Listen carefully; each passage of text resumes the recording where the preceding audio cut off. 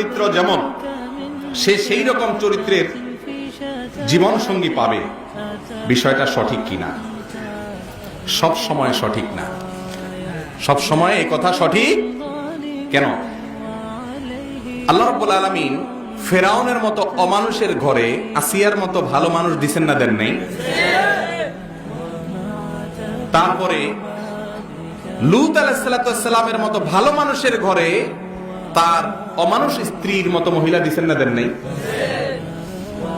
তাহলে বোঝা গেল যে সচরাচর আল্লাহ কোরআনে বলেছেন আত-তাইয়্যিবাতু লিত-তাইয়্যিবিন ওয়াত-তাইয়্যিবুনা লিত-তাইয়্যিবাত। যদি এই আয়াতের অনেক রকম তাফসীর আছে, এর মধ্যে একটা তাফসীর এটাও যে যারা ভালো পুত পবিত্র তারা জীবন সঙ্গী হিসেবে পুত পবিত্র পায়, কিন্তু এটা সবসময় জরুরি না, এটার ব্যতিক্রমও হয়।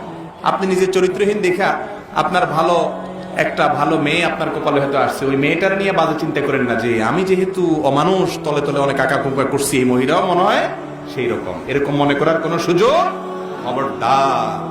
নিজের চোর দেখে আরেকজনকে চোর মনে করবেন না। দাম্পত্য জীবন নষ্ট হচ্ছে এই সংসার কারণে, শয়তানের সমস্ত কি ঢুকে দেয়, সন্দেহ ঢুকে দেয়। মনে করবেন যে আমি ফেরাউনের মতো অমানুষ হলেও আল্লাহ তাআলা আমাকে আসিয়ার মতো একজন ভালো মানুষ দিছে। মনে থাকবে তো ইনশাআল্লাহ।